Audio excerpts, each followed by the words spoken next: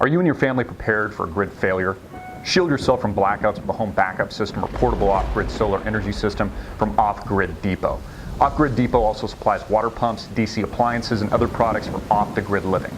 Power your prep. Bug out vehicle, shelter, or remote location with a power system from Off Grid Depot today. Now, the economic sanctions placed on Russia over Ukraine's crisis should be reassessed if there is a possible movement for peace. That is the message coming from the French president in an interview he did with French radio. I think the sanctions must stop now. They must be lifted if there's progress. If there isn't progress, the sanctions will remain.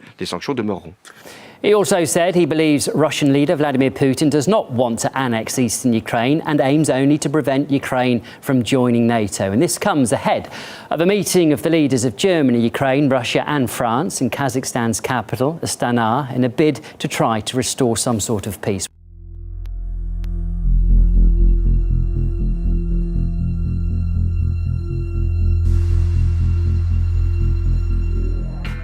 Hey everybody, I'm Christopher Green. You're tuning into AMTV Alternative Media Television. Here's what I think you need to know about the global depression in 2015. And when I say that, understand that things aren't always what they seem. Now, there's a lot of factors at play right now, namely oil. I've talked about this extensively. Oil has diverged from the dollar. The dollar has been rallying. It is, in my opinion, the least dirty sock in a pile of dirty socks. It's a piece of shit because it's fiat currency, but again, it's the least piece of shit compared to the euro right now, so investors are dumping their money into it. But notice how oil has diverged. It's not positively correlated with the dollar at this very given moment in time. The dollar is rallying and strengthening on European Union and euro weakness, while at the same time Saudis are bleeding oil. The West and Western interests, United States specifically, and the Obama administration is bleeding oil to bleed Russia. But what people don't understand is that bleeding Russia actually bleeds the Eurozone. In fact, we've had politicians in both Germany, Angela Merkel's country, and also other parts of the European Union signaling this, saying that, hey, if you continue to bleed Russia, you're in effect bleeding Europe, because they, of course, trade not just natural resources like gas and petroleum-related products, but also all kinds of goods are traded between the countries. So we are experiencing and we are involved in a global depression at this very moment, with the European Union, its biggest threat, deflation. Now, we've also had deflation in the United States, but the way that the Federal Reserve has combated this is through monetization of debt, by printing currency, again, the piece of shit, the dirty laundry, by printing it into infinity. We now have over $4 trillion plus on the Federal Reserve's balance sheet as a result of printing all this useless shit. And of course, it's created exorbitant amounts of debt that will saddle our children and their children's future, and will assure not just the collapse of the US dollar, but the collapse of the United States. Arguably, this has already occurred. What's very interesting is we're seeing a divergence in oil from the dollar. It is no longer positively correlated with a strengthening dollar. And I think that this trend will continue. I think this will blow out a lot of people's expectations, much as I spoke of this and about this several months ago when oil was around $70 a barrel. I said it would go a lot lower. It could hit the 40s. It could even hit 35. I think we have a lot of bottom feeders now thinking they're going to pick oil, and although it might be a good long-term investment, betting on long oil futures contracts, it can blow out a lot of longs and go grossly lower, especially if you're not taking into account that we are in a global depression here in the United States of America.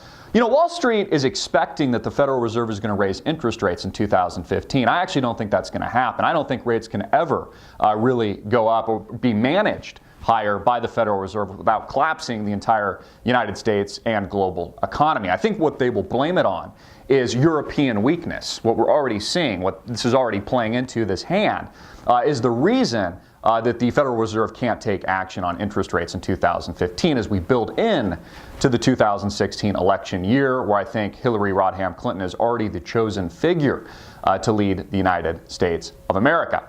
So what I expect personally is a continued disintegration of the Eurozone itself and the European Union, with Greece likely to exit first in the not too distant future. January 25th, they have an election, and if the Syriza party wins, they are an anti-austerity party, and rightfully so.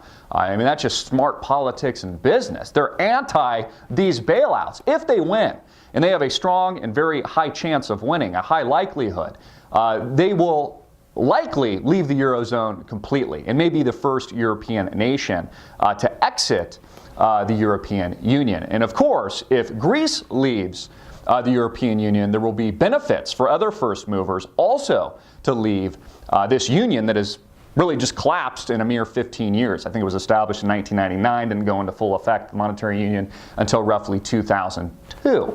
So remember, your politicians are all responsible for this. Your politicians in Europe and here in the United States, we have a European Union about to disintegrate just 15 years, a mere 15 years into the experiment. But again, that's the agenda, folks. You've got to break apart the European Union so that you can globally integrate all countries together into the New World Order paradigm that makes up America today, and this artificial stimulus and these bailouts that have since driven the stock market here in the States to a record high of Dow 18,000. We haven't seen this irrational exuberance, to use the verbiage of one of our past Fed talking heads. We haven't seen irrational exuberance like this since the bubble collapse in the 2000s with technology, since 2007 and the collapse of 2008 and 2009, and since the great grand old party of 1929. We've seen nothing like this. The market has really moved in a V since 2008, since the 2008 and 9 period, as a direct result of quantitative easing and monetization of our debt.